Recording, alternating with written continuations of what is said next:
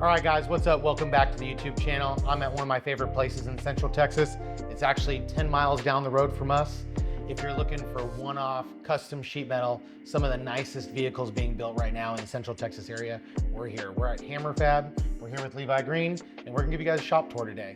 Levi, tell us how long you've been in business and how long you guys have been here and what you guys specialize in. Yeah, well, thank you, man, for coming by.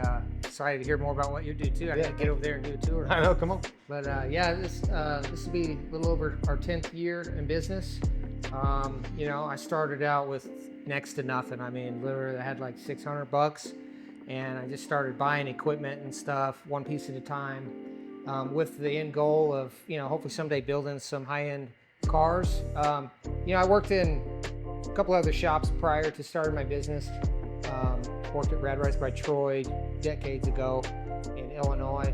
That's where I really cut my teeth and got familiar with doing high-end fabrication and quality work and the details, you know. And so ever since then, I've been trying to get back to that point where, you know, we have the customers that let us do that sort of thing and really let our artistic, creative juices flow and do what we're really good at. So we're to the point now where I feel like we're there or getting, you know, every day we're always trying to get closer and closer or better and better, whatever you want to call it, to doing what we're fully capable of. Yeah, absolutely. And some people who follow you and follow me, like, you do everything from front to back. I know you do a little bit of interior work, you do paint and body, you do all the sheet metal fab. And today we're gonna take you guys through a tour of Levi's shop, and he's gonna really explain, he can do it from front to back. He's a mile above where I'm at. We like, you know, old ratty patinaed stuff or old trucks that you could drive everywhere, but Levi really goes to that next step of doing full paint and body, some interior work, and handcrafted, like, pieces of art. So hang out with us for the day. We're gonna take a shop tour, and he's gonna tell you more about what Hammer Fab does here in Central Texas. All right, so this is the main fab shop. This is where the projects begin when they come here. So a lot of times customers will already have a vehicle, or sometimes we got to find one for them, and they end up over here. We go over a game plan, how involved they want to get on the details of the fabrication, the customization, what's their end goal, do they want to win awards, do they have like a family heirloom that they just want really nice for their kids to enjoy. That's kind of our typical customer, somebody in those two buckets. But yeah, our main goal is to build excellence. We like doing crazy fabrication, things that nobody else is doing, or we don't like to copy things, copy other builders. We try and have our own spin on things, and our customers typically want something that nobody else has. So this is where it starts out. We've got all the fabrication equipment. We've got power hammers, pull max, English wheel, bead rollers, sheet metal brakes, 70-ton press, you name it, shrinker stretchers from World War II, planishing hammers, band saws. We got pretty much anything to make anything in this shop. If you've got the right customer, the right employees that know how to do this, the right equipment, we can pretty much build anything.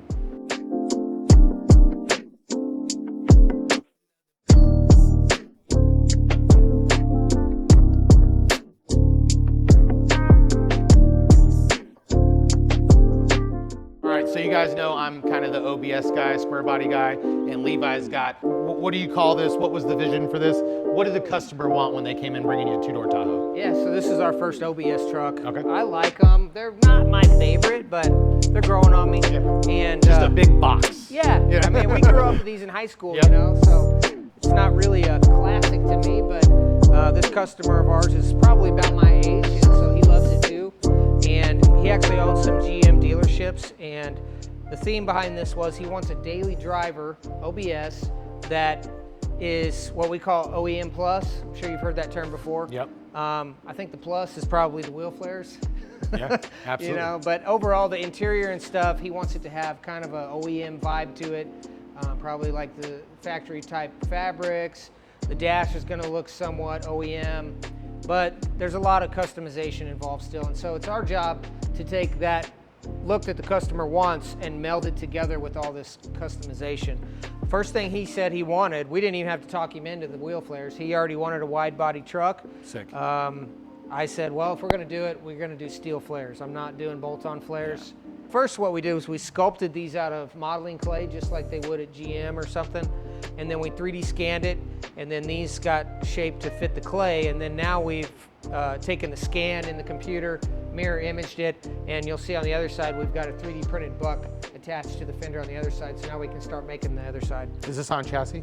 This is on a chassis. I forget who made, I think this started out as an Acme chassis. Okay. But we have modified it a little bit to suit the customer's needs here. Was it like a Blazer chassis that y'all made fit on the OBS? No, I don't think so. I think this was a one-off chassis for this guy, and because it's got all 2019 Camaro independent suspension under it. I was just gonna ask. Look, I saw the 1LE brake, so I figured it had, Camaro geometry or something. But, so it's funny that, because right when I walked in, I saw we're gonna do one for a guy starting at the beginning of the year, that it's gonna stay stock, but LT 410 speed and just be like something you could go out and beat on. And this is like I was saying, this is to the next level where you guys are gonna obviously paint the whole thing. It's getting fender flares, and it'll just be OEM plus. Yeah, so right now we're not talking, we have talked about a supercharger, but right now it's just gonna be naturally aspirated, definitely wider wheels. These are just mock-up wheels, but that's the actual tire size that we plan on running on the back. And we've still got a flange to add to that flare, so it looks like a big gap right now, but it'll close up a little bit. And this is on coilovers? It's on the factory struts. So the customer, because he's a GM guy, he wants to, in his mind, he wants to be able to roll it into his dealership and have his guys swap parts if he needs to or whatever. So it's got all OEM struts all the way around. Crazy. And then in the corner over here, we got a K5 Blazer. It looks like you guys are doing some crazy one-off stuff. Yeah, this is another really unique project. Customer already had the Roadster Shop Legends chassis for it. This one has a LT4 crate motor from GM, supercharged. Obviously it's 4x4. Chassis is already powder coated and everything straight from Roadster Shop. So part of the challenge with a build like this that's very involved is protecting all of that investment while we're building it. So we've got it all wrapped in plastic and stuff now. So the customer drove this Blazer in here when we first got it, and it looked like a pretty cherry Blazer. Most of us would probably love to have it the way it was, but he wanted to take it to the next level. That's why he brought it here. And as we start tearing into it, you reveal all the fine things. And this quarter panel was trash, so we ended up having to get a whole new quarter panel. We ended up just getting all new doors because, by the time you start fixing some rust, you could have enough time in it, you could have bought 10 doors. Yeah, 100%. So it's getting better these days with the C10s and stuff, with all the parts being available from like AMD or Classic Parts of America or whoever. Just buy the part and tweak it a little bit, and you're back to where you were. And for the guys that don't know, up here, you guys are gonna make your own top for this, and it always kind of starts out this way. You're gonna build a mold, shape it, put it around the vehicle, and if you know K5 Blazers, on all of them, they don't step up here. He's actually stretched it. What would you call it, stretching? Yeah. Stretched it to fit this body line. That way it runs across. It doesn't have to step down where the actual top would actually sink down into it. Yeah, so it's a subtle customization. It's a lot of work, though, to achieve this result. And, we got to have the tools and the skill to be able to do this. But this has all been welded on right here. So if you get a close-up of that, you can't even see where it's been welded. We hammer all that out, TIG weld it. But then it requires us redesigning the top from scratch, which was our plan to begin with. It's not an afterthought. This whole top is going to be fabricated from flat sheets of aluminum. The jambs, the sealing surfaces, the way it latches, everything. And we're going to change a few things along the way, like the way the glass installs. We'll subtly change the shape of the glass, but for the most part, we want to maintain a factory Blazer look. Do you have all this cut on the CNC? Yeah. And then you just fit them together? Yeah, so this was all designed off of a scan. So we scanned the original roof and obviously took off the 2 inches or whatever off the bottom. And these profiles right here are directly derivative from the scan. And so this is the original body line. It looks weird when you don't see it with the skin, but this is like within a few thousandths of an inch of the original scan. Yeah, 3D scanning has changed the game. Like, we've done a couple for some chassis builders and stuff like that when they needed a factory frame. My wife's Blazer, for a square body Blazer, I have another company that scanned it. That way he could be a custom chassis for her truck. And then this is just the lengths it's got to be that, to get something one-off and custom. And then over here, I believe this is a 63? Yeah. Okay, so I have a 63 that doesn't look anything like this. Was this an original four-door car? Yes, this was an original four-door hardtop. And was the customer's idea to suicide the doors or yours? It was his. Okay. That was one of the main things that he wanted from the get-go, which is usually how we end up with these jobs, because we're capable of doing advanced fabrication like that most shops can't do or aren't willing to do. 100%. And I can't do it. We don't have the skill to do it. Yeah, so this guy actually met at one of my classes.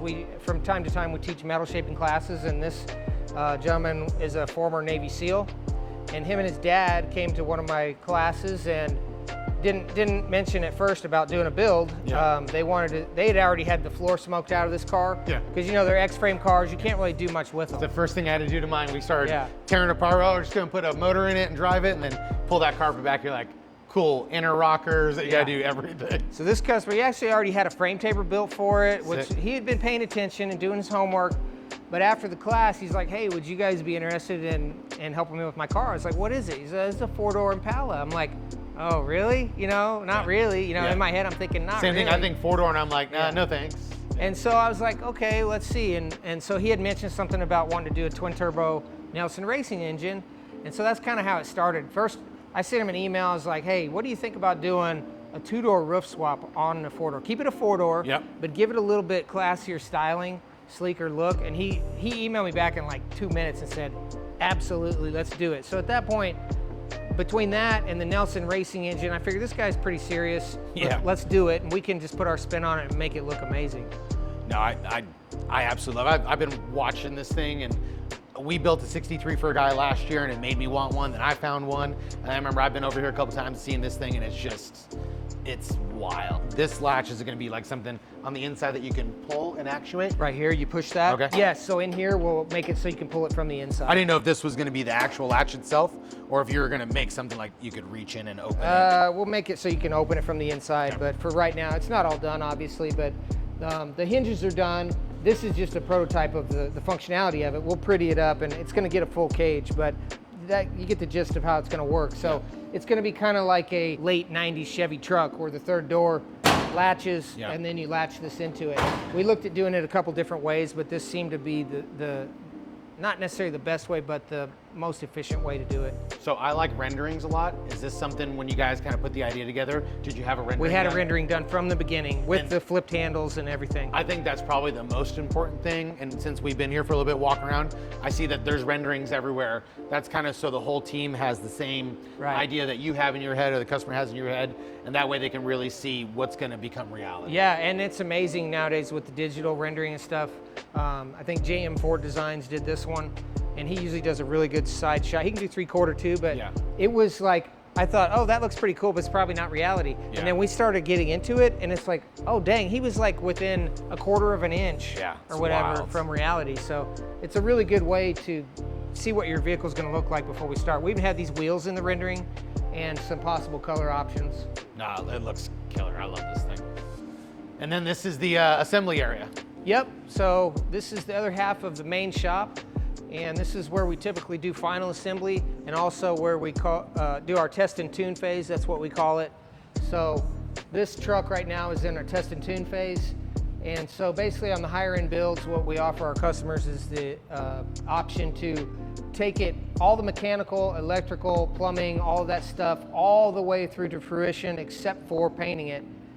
Basically get it running and driving, get a base tune in it, give it some shakedown runs, make sure nothing's gonna fail, because this is all custom made stuff that's never been tested like General Motors test stuff. You would rather test it in this form than have someone spend 6 figures on a paint job and then you got to tear it all back apart again for some small little thing. This way you could get all the big stuff out of the way and get it addressed now before it goes paint body. Right, like for example, one thing that's easy to see right here, we body worked the fenders. We had the bumper was beautiful in metal, the fenders were beautiful in metal. But after you get done body working this and this, the tolerances get so tight that if you were to just continue painting it, by the time you have clear on both of these, it's gonna rub and it's probably gonna chip the paint. So what I did here was it's not too, because we're gonna paint these, it's not too late for us to just trim a little bit off that bumper and not have any issues with the paint down the road. And then this is on Roadster Shop chassis? This is a Roadster Shop Revo chassis, yes. And then this is your personal car? The IROC is mine right now. It could be yours. I don't want IROC. But so you're doing development on this car, right? For some parts and maybe the fender flares and everything else? You and I both, trying to stay ahead of the curve with both builds and also product development. You know, I like these cars. I think they're going to become more and more popular as time goes on. I think they're already starting to get there. The prices are starting. So I do a lot of buy, sell stuff. We like everything. And I think we've all seen in the last year or two, these just start to get a little crazy, especially for the nice low mileage ones or an IROC or Z28. The upper trim ones are definitely starting to bring some good money. Yeah. So I think getting one early and start to do some of these things. I have a good friend of mine who has one that was built like, 5-6 years ago. And if someone wanted to buy a car, it'd be, over 6 figures. I mean, they're going to be there for sure. Yeah. So this one, I didn't want to set out to redesign the suspension. So Detroit Speed already makes a really nice setup. So this has all Detroit Speed's top of the line suspension under it. The one thing we did develop for these 3rd gen Camaros though is a billet spindle that has a sealed bearing hub on it. Yeah. So those are available on our website right now if you want to check those out. Is it like C7 based? Mine is all based off of the ZL1 Camaro. Okay. So these are ZL1 1LE wheels, tires, brakes, and hubs. And so that's what I wanted to be able to do, and basically kind of building this car around that platform. And if you wanted to duplicate this, we are helping develop the products where you can just basically go to our website, click a button, buy the parts, buy and they the show shopping up. List, and build this car. Yeah. A lot of the guys that are DIY guys who don't want to send their car to a shop, or they get the pleasure of doing it at home. That's one of the things that I want to do is I want to have like those options for you. You could just go to my website, yours website, buy the parts, they show up, and if you want to bring them to us to install them, we could do it, or you could do it for yourself in your garage. Sure. Yeah. So these fender flares are one of those products. It's still kind of in beta testing, or whatever you want to call it. I shaped these, and they look a lot cooler than I thought they were going to look. I put them on Facebook, get a little bit of feedback. I like how the body line flows through it and not just all soft. I like where the brakes are on the body line. Thank you. Yeah, we've got a lot of good response on that. So I've been collecting a list of emails of people that are for sure interested in that. And then I'll probably make a limited run of those because they're handmade parts. And we'll just go from there. But this one has a LT4 supercharged Corvette engine out of a Z06 Corvette. This is a low mileage engine out of a wrecked car. Gonna be a manual? Yes, it's a TR6060 manual. It's got the Tesla electric brakes. I saw that when we walked in. I have not tried one yet. Yeah. Have you driven one I haven't yet? driven one yet. Me neither. But supposedly it's the cat's meow. Yeah. This is the kit from Rad Rides. They make this really nice billet booster. They also have a remote mounted option for hood clearance. Like this one's like a 1/4 inch from the hood. Yeah. But we developed this 3D printed part here that helps. If you wanted to do this exact same setup, you could buy this part and run your stock plenum. Yeah. It's crazy. We just got a 3D printer and we probably had it for 2 months, and like just the little things we've been able to make solves hours and hours and hours of time trying to develop it or make it a different way. So I mean, that's obviously the way of the future is the 3D printed stuff. And then I know Brandon, who's behind the camera, has shot some content on this, and I know it's killer car. And we were talking before we started shooting the video. I'm a patina nerd, so I see stuff like this, and I don't think there's any more joy of being able to drive something like this and not be overly concerned about the paint and body. And you just made a cross-country trip in it. Yep. It's got how many miles on it? 3,000-ish. 3,000 miles, okay. And so it's been all over the place. You drove it to Columbus. Yep. And tell us a little bit about the Barracuda. Yeah, so this is a 67 Barracuda notchback, or otherwise known as a coupe. You don't see too many of this body style. Most of the time you see this version, which is the fastback. Yeah. So it's an A-body Mopar. I've always wanted one of these. I used to ride with a neighbor in high school. He used to give me rides in his, and I kind of had fond memories of that. And so I sought out a really solid one. Most of this is original paint. And I like how you made the badge. yeah, I started looking into suspension options and stuff, and I just wasn't happy with the stance and the wheel and tire fitment, the offsets and stuff that were available. And so basically just set out to do this for myself to make it look right. Make a driver. Make a driver, and then turned into a pretty cool suspension package that we're now offering for sale for A-body Mopars. So A-bodies would be Barracudas, Darts, Valiants, Scamps, and Dusters. Yeah. My dad's favorite car was a Dart. That's what he drove in high school. So he has like this weird thing about how he's a Mopar guy, but ever since then he's owned Chevys. So, but he always talks about the Dart that he owned. And then this one's going to get the same treatment. Yeah, but this looks like a firewall and everything this else. was our first test mule. So my goal with this one, because it's such a solid car, was to be able to tell our customers, hey, you don't have to cut up your Mopar to have a killer stance and wheel and tire fitment. And so we didn't cut the floor at all on this one. It's got a big block Mopar with a 727 trans, a 4.9-inch rear end. We didn't cut the floor at all. We did mini tub it, but this one's gonna go under the knife a little bit, and basically it's just for R&D. We're gonna use it to develop some different products. We're gonna develop some taller wheel tubs that look factory-ish. We've already had the Hellcat sitting in this one once. We're gonna be developing Gen 3 Hemi motor mounts that work with our K-member. So that's why you see all these motors sitting here right now. We've been prepping them this week. Kind of seeing what fits best. We're gonna 3D scan them, so we no longer have to physically fit everything anymore. So I've already got a full scan of that car, which is perfect. And then we'll scan this LS engine, we'll scan the Gen 3 Hemi, we'll scan the big block, and we'll scan the small block. And all we have to do is put them together in the computer, align them how we want, and start building mounts for it. And that way in the K-member, they'll just get different engine mounts to fit the engine and transmission. Yeah, and that suspension package is available now on our website for A-body Mopars. And we just recently got a B-body Mopar, which is GTX, Charger, the bigger body cars. And Coronet, we're gonna be developing a similar package for those probably sometime in the winter. Yeah, the stance on this thing is perfect.